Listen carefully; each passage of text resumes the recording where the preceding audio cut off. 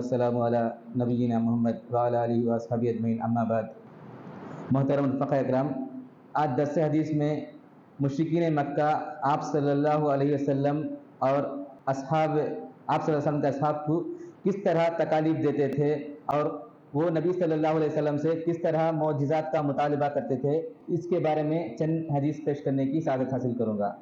حضرت خباب رضی اللہ تعالیٰ عنہ فرماتے ہیں کہ ایک روز میں حضور اکرم صلی اللہ علیہ وسلم کی خدمت میں گیا اور یہ وہ زمانہ تھا جب ہم پر خوب ظلم کیا جاتا تھا۔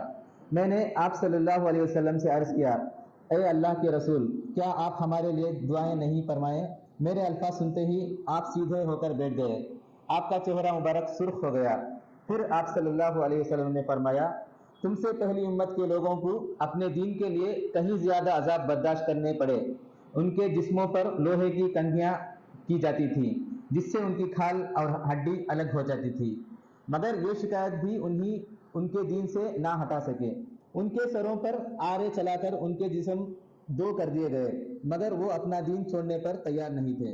اس دین اسلام کو اللہ تعالیٰ اس طرح پھیلائے گا کہ صفا کے صنعاء کے مقام سے حضرموت جانے والے سوار کو سوائے اللہ تعالیٰ کے کسی کا خوف نہیں ہوگا، یہاں تک کہ چرواہے کو اپنی بکریاں کے متعلق بھیڑیوں کا ڈر نہیں ہوگا۔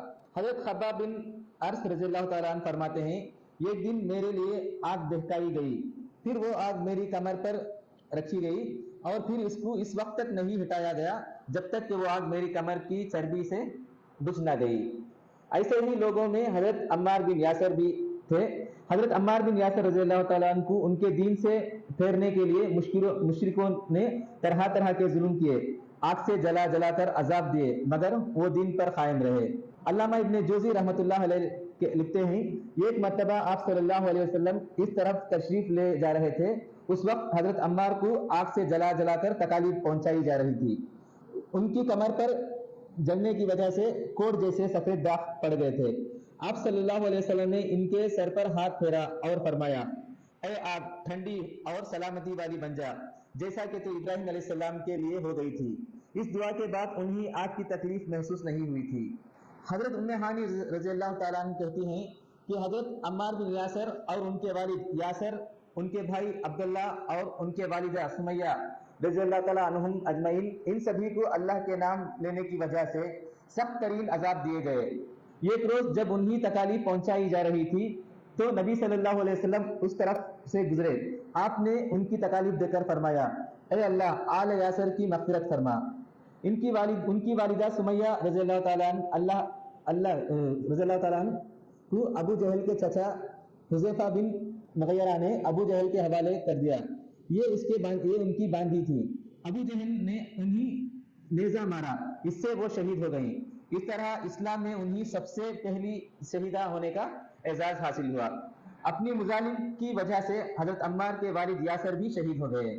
مشرکین مکہ نے اپنے ان مظالم اور بدترین حرکات کے ساتھ ساتھ یہ لوگ حضور صلی اللہ علیہ وسلم سے معجزات کا مطالبہ بھی کرتے رہے تھے۔ ایک روز ابو جہل دوسرے سرداروں کے ساتھ حضور اکرم صلی اللہ علیہ وسلم کے پاس آیا اور بولا، اے محمد، اگر تم سچے ہو تو ہمیں چاند کے دو ٹکڑے کر کے دکھاؤ، وہ بھی اس طرح کہ ایک ٹکڑا ابو خیس پہاڑ پر نظر آئے اور دوسرا خیخان پہاڑ پر نظر آئے۔ مطلب یہ تھا کہ دونوں ٹکڑے کافی فاصلے پر ہوں تاکہ اس کے دو ٹکڑے ہونے میں کوئی شک نہ رہ جائے۔ اس روز مہینے کی 14ویں تاریخ تھی، چاند پورا تھا۔ آپ صلی اللہ علیہ وسلم نے ان کی یہ عجیب فرمائش سن کر فرمایا، اگر میں ایسا کر دکھاؤں تو کیا تم ایمان لے آؤ گے؟ انہوں نے ایک زبان ہو کر کہا، ہاں بالکل، ہم ایمان لے آئیں گے۔ آپ صلی اللہ علیہ وسلم نے اللہ تعالیٰ سے دعا فرمائی کہ آپ کے ہاتھ سے ایسا ہو جائے۔ چنانچہ چاند دو ٹکڑے ہو گیا، اس کا ایک حصہ ابو خیس کے پہاڑ کے اوپر نظر آیا اور دوسرا خیخان پہاڑ پر۔ اس وقت نبی صلی اللہ علیہ وسلم نے اشارہ فرمایا، لو اب گواہی دو۔ ان کے دلوں پر تو خفل پڑے تھے، کہنے لگے، محمد نے ہم لوگوں کی آنکھوں پر جادو کر دیا ہے۔ کسی نے کہا، محمد صلی اللہ علیہ وسلم نے چاند پر جادو کر دیا ہے، مگر ان کے جادو کا اثر ساری دنیا کے لوگوں پر نہیں ہو سکتا۔ مطلب یہ تھا کہ ہر جگہ کے لوگ چاند کے دو ٹکڑے نہیں دیکھ رہے ہوں گے۔ اب انہوں نے کہا، ہم دوسرے شہروں سے آنے والوں سے یہ بات پوچھیں گے چنانچہ جب مکے میں دوسرے شہروں کے لوگ داخل ہوئے تو انہوں نے چاند کے بارے میں ان سے پوچھا۔ آنے والے سب لوگوں نے یہی کہا کہ ہاں ہم نے بھی چاند کو 2 ٹکڑے ہوتے دیکھا ہے۔ یہ سنتے ہی مشرک بول اٹھے، بس پھر تو یہ عام جادو ہے، اس کا اثر سب پر ہوا ہے۔ کسی نے کہا یہ ایک ایسا جادو ہے جس سے جادوگر بھی متاثر ہوئے ہیں، یعنی جادوگروں کو بھی چاند 2 ٹکڑے نظر آیا ہے۔ اس پر اللہ تعالیٰ نے سورہ قمر کی آیت نازل فرمائی جس کا ترجمہ ہے قیامت نزدیک آ پہنچی اور چاند شق ہو گیا، اور یہ لوگ کوئی معجزہ دیکھتے ہیں تو ٹال دیتے ہیں اور کہتے ہیں یہ جادو ہے جو ابھی ختم ہو جائے گا۔